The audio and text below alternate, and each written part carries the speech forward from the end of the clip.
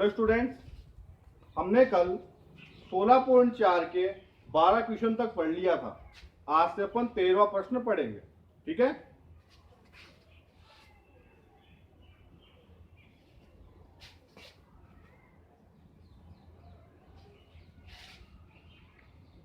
एक गोले का व्यास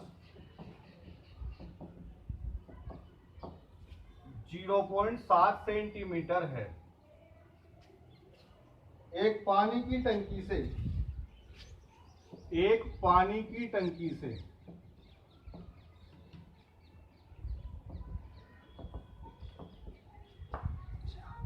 3000 गोले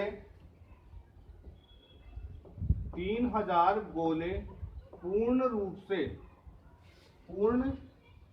से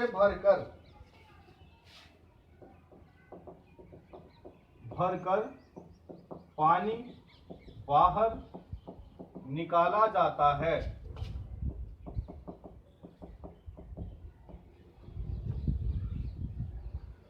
तो बाहर निकलने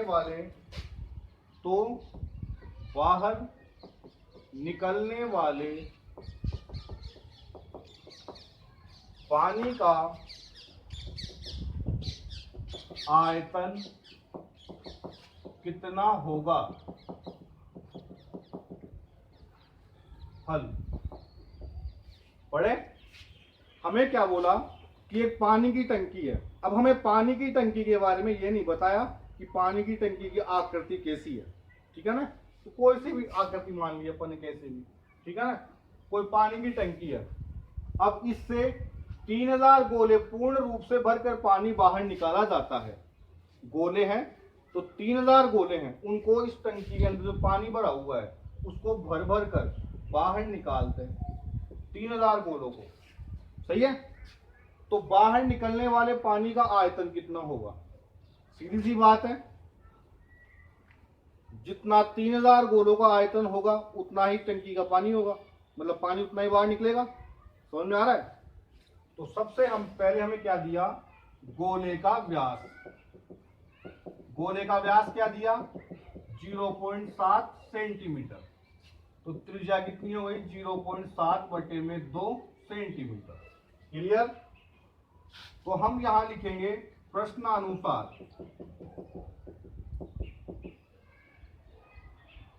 टंकी से बाहर निकलने वाले पानी का आयतन बराबर 3000 गोलों का आयतन। समझ में आया? तो टंकी से पानी कितना बाहर निकला? जितना 3000 गोलों में पानी निकला उतना। समझ में आया? तो हम यहां क्या लिखेंगे? 3000 इंटू गोले के आयतन का फॉर्मूला 4/3 पाई आर क्यूब। तो 3000 इंटू 4/3 पाई की जगह 22/7। आर का वैल्यू कितना है? 0.7/2। तो 0.7/2 इंटू 0.7/2 इंटू 0.7/2। समझ में आया? क्लियर? वापस 3000 इंटू 4/3 इंटू 22/7 इंटू, मैं पॉइंटों को हटाऊंगा यहां पर, तो पॉइंट के बाद एक एक संख्या आ रही है ना, तो नीचे की जीरो लग जाएगी। तो 7/20 इंटू 7/20 इंटू 7/20। क्लियर? मैं 3 जीरो से 3 जीरो काट सकता हूं। सही है, 3 से 3 कट गया, 7 से 7 कट गया, 2 का भाग 4 में 2 बार, 2 से 2 कट गया, 2 का भाग 22 में 11 बार। तो नीचे कुछ भी नहीं बचा। तो 11 इंटू 7 को 7 से गुणा किया तो 49। तो 11 99 का 9 80 की 9, 11 चौक 44 और 9 कितना हो गया? 53। 44 और 9 53। सही है, सेंटीमीटर क्यूब। तो बाहर कितना पानी निकला? 539 सेंटीमीटर क्यूब। क्लियर?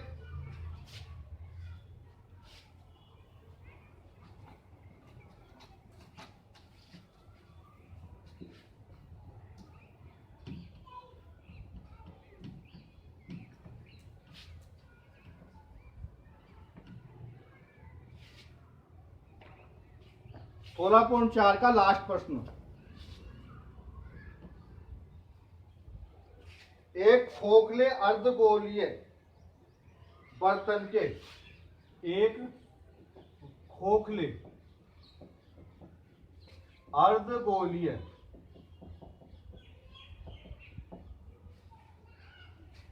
बर्तन के बाह्य एवं अंतः व्यास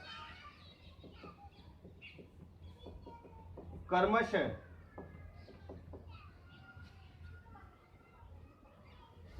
43 और 42 सेंटीमीटर है। यदि उस पर रंग करवाने का व्यय, यदि उस पर रंग करवाने का व्यय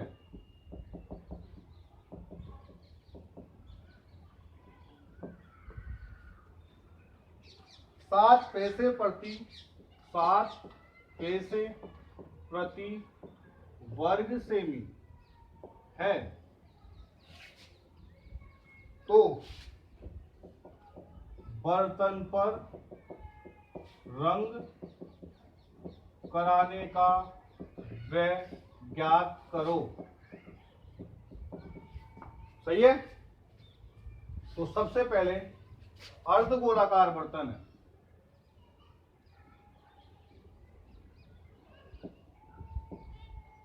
सही है। तो अर्ध गोले का बाह्य व्यास कितना है? 43 सेंटीमीटर। तो त्रिज्या, अब अर्ध खोखला अर्ध गोला है तो दो दो त्रिज्याएं होंगी, तो त्रिज्या हम R1 R2 मानेंगे। तो R1 हमने मान लिया 43/2 सेंटीमीटर। तो इसका मतलब कितना हुआ? 21.5 सेंटीमीटर। क्लियर। फिर अंतः व्यास हमें क्या दे रखा है? 42 सेंटीमीटर। तो R2 कितनी हो गई? 42/2 बराबर 21 सेंटीमीटर। सही है। अब हमें रंग करवाना है, ना तो हमें कोई संख्या निकालनी है, ना कोई हमें सामान भरना है, हमें रंग करवाना है। तो रंग करवाते कहां पर? हम उसके क्षेत्रफल पे रंग करवाते हैं अपन। तो अंदर भी रंग करवाना है, बाहर भी रंग करवाना है, तभी अपने को दो दो त्रिज्याएं दिया ना अपने को। सही है। तो इसका मतलब क्या हुआ? अब सबसे ज्यादा कंफ्यूजन अर्धगोले में होता है कि जो पृष्ठीय क्षेत्रफल हम निकालेंगे उसका फॉर्मूला 3πr² होगा या 2πr²। तो प्रश्न में कहीं पर भी संपूर्ण पृष्ठ नहीं बोला, संपूर्ण पृष्ठ बोल देता तो हमें यहां पर भी रंग करवाना पड़ता। ये अर्धगोले में आता है ना ऊपर वाला हिस्सा, यहां भी रंग करवाना पड़ता, परंतु हमें कहीं भी नहीं दिया कि संपूर्ण पृष्ठ पे करवाना है। तो इसका मतलब पृष्ठीय क्षेत्रफल का फॉर्मूला कौन सा काम में आएगा? 2πr² वाला। तो ध्यान से समझना, रंग कराने के लिए अर्ध गोले का पृष्ठीय क्षेत्रफल, गोले का कुल पृष्ठीय क्षेत्रफल क्या होगा? अब अंदर भी करवाना है, बाहर भी करवाना है। तो बाहर का तो क्या हो गया? 2πr1 का स्क्वायर। अंदर का क्या हो गया? 2πr2 का स्क्वायर। क्लियर। दोनों में कॉमन क्या आ रहा है? 2π। क्या बच गया? R1 का स्क्वायर प्लस R2 का स्क्वायर। समझ में आ रहा है? अब 2 × 22/7, R1 का मान कितना है? 21.5 का स्क्वायर प्लस R2 का मान 21 का स्क्वायर। तो 2 × 22/7 इंटू 21.5 का स्क्वायर कितना होता है? 21.5 का 21 × 22 तो 441 और 21 कितने होते हैं? 442, 452, 462, 462.25 21.5 का स्क्वायर कितना होगा 462.25 और 21 का स्क्वायर कितना होगा 441। सही है। तो 2 इंटू 22/7 इंटू 400 कितने हो गए 800 900 3.25। सही है। 7 का भाग कितनी बार गया इसमें 1 बार, 2 बच गए 20 में 2 बार, 6 बच गए 63 में 9 बार, पॉइंट 3 बार, फिर 5 बार। सही है। अब 2 को 129.35 से गुणा किया तो क्या आएगा 129 258.70 इंटू 22। तो 22 को 0 से किया 0, 22 अंत 154 का 4 हासिल की 15, 22 अंत 176 और 15 191 का 1 हासिल की 19, 22 पंजो 110 और 19 कितना होता है 129 का 9 हासिल की 12, 22 दूना 44 और 12 56। सही है। 2 संख्या छोड़ के पॉइंट सेंटीमीटर स्क्वायर। सही है ना। क्षेत्रफल कितना आया 5691.40 सेंटीमीटर स्क्वायर, लगभग इतना ही आएगा। ठीक है ना। फिर आगे क्या बोला कि हमें इसका ये 7 पैसे प्रति वर्ग सेमी पर, तो 1 सेमी स्क्वायर पर रंग कराने का व्यय बराबर 7 पैसे। तो 5691.40 सेंटीमीटर स्क्वायर पर रंग कराने का व्यय बराबर 5691.40 इंटू 7। सही है। तो पैसे को हम रुपए में चेंज करेंगे तो 100 का भाग दे दूं। सही है ना। तो 100 का भाग इसमें देंगे तो पॉइंट 2 संख्या इधर की सक जाएगा, तो 56.91 के पास आसपास हो गया इंटू 7। तो 7 एकम 7, 7 को 9 से किया 63 का 3 हासिल की 6 पॉइंट 7 6 का 42 और 6 42 और 6 48 का 8 हासिल की 4 35 और 4 39। तो 398.37 के आसपास आया। ठीक है ना। एक बार गुणा भाग चेक कर लेना एक बार। ठीक है ना। क्लियर। ये हमारी 16.4 प्रश्नावली थी वो पूरी हो चुकी है। ठीक है ना। अब हमें पढ़नी है कौन सी विविध प्रश्नमाला। कौन सी पढ़नी है विविध प्रश्नमाला। रोकना एक बार।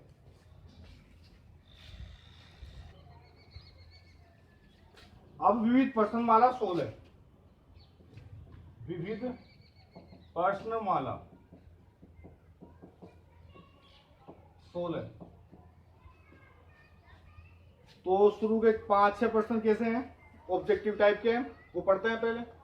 तो पहला प्रश्न क्या बोलता है हमें, एक घन का संपूर्ण पृष्ठीय क्षेत्रफल, एक घन का संपूर्ण पृष्ठीय क्षेत्रफल कितना है 486 सेंटीमीटर स्क्वायर है। ठीक है। तो घन की भुजा क्या होगी, घन की भुजा हमें ज्ञात करनी है। ठीक है। सबसे पहले क्या दिया, घन का संपूर्ण पृष्ठीय क्षेत्रफल बराबर 486 सेंटीमीटर स्क्वायर। घन के संपूर्ण पृष्ठीय क्षेत्रफल के बारे में हम क्या जानते हैं, 6 भुजा स्क्वायर फॉर्मूला जानते हैं। 6 गुणा में इधर गया तो भाग में 486 बटे में 6, तो भुजा स्क्वायर बराबर 4 का 6 का भाग 48 में 8 बार, 6 में 1 बार। स्क्वायर को हटाने के लिए दोनों तरफ क्या कर दिया अंडर रूट। सही है। तो स्क्वायर अंडर रूट गया, क्या बच गई भुजा, और 81 का अंडर रूट क्या होता है 9 सेंटीमीटर। सही है। तो भुजा कितनी आई 9 सेंटीमीटर। क्लियर, इजी था ये। तो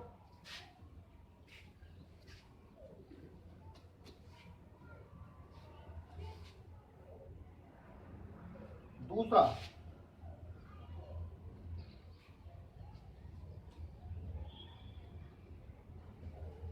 एक घनाभ की लंबाई, एक घनाभ की लंबाई,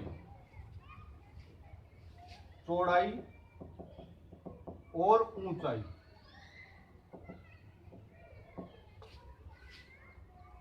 क्रमशः 9 मीटर,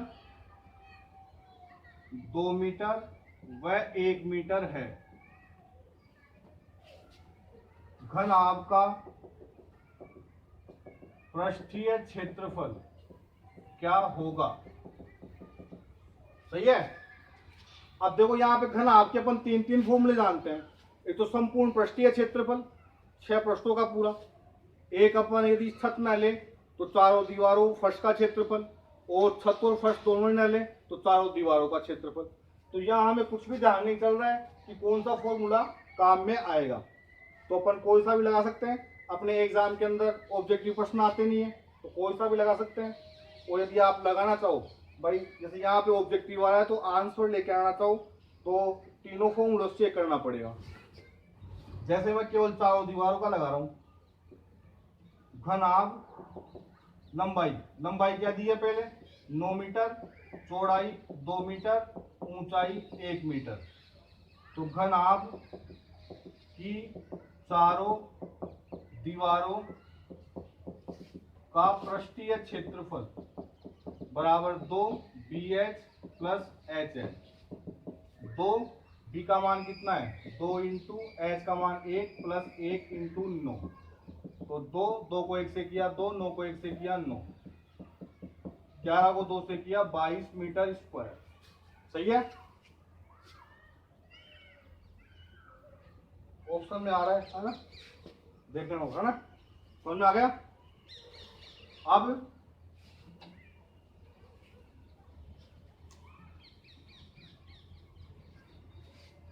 तीसरा प्रश्न, एक गोले का व्यास 6 सेमी, हमें तीसरे प्रश्न में दिया है एक गोले का व्यास 6 सेमी, तो उसका आयतन ज्ञात करो। तो व्यास 6 सेमी, त्रिज्या कितनी हो गई 3 सेमी हो गई, तो आयतन का फॉर्मूला 4/3 पाई r क्यूब के अंदर डायरेक्ट मान रख के करना है। अपन ने खूब प्रश्न किए हैं ऐसे, ये कर लोगे आप, नहीं आए तो बता देना मेरे को।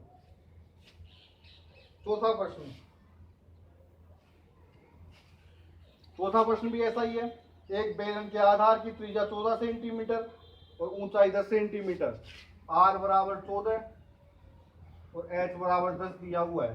बेलन का वक्र प्रश्न निकालना है 2 पाई r h के अंदर मान रखकर, कर लोगे।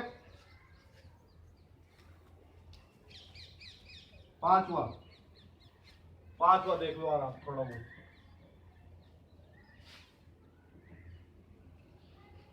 एक शंकु का आयतन, एक शंकु का आयतन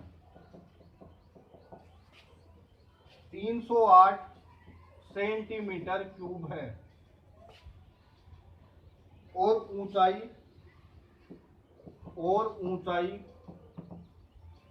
6 सेंटीमीटर है। उसके आधार की त्रिज्या ज्ञात करो। सही है। तो शंकु की ऊंचाई हमें क्या दिया 6 सेंटीमीटर, शंकु का आयतन क्या दिया 308 सेंटीमीटर क्यूब। शंकु के आयतन के बारे में हम जानते क्या है, फॉर्मूला 1/3 पाई r स्क्वायर h बराबर 308। 1/3 पाई का मान 22/7, r का मान हमें निकालना है और h का मान कितना दिया है 6 बराबर 308। r स्क्वायर को छोड़ दिया इधर 308, 3 और 7 भाग इधर गए तो गुणा में, 22 और 6 गुणा में इधर गए तो भाग में। सही है। 22 का भाग 308 में 1 और 14 बार गया, 3 का भाग 6 में 2 बार, 2 का भाग 14 में 7 बार। तो r स्क्वायर बराबर 7 को 7 से किया तो 49, दोनों तरफ अंडर रूट कर दिया स्क्वायर को हटाने के लिए, तो r बराबर 7 सेंटीमीटर। क्लियर? ऑब्जेक्टिव प्रश्न पूरे हो गए। अब विविध प्रश्न हमारा जो छठा प्रश्न है वो अपन कल से पढ़ेंगे, ठीक है ना? आज के लिए इतना बहुत है।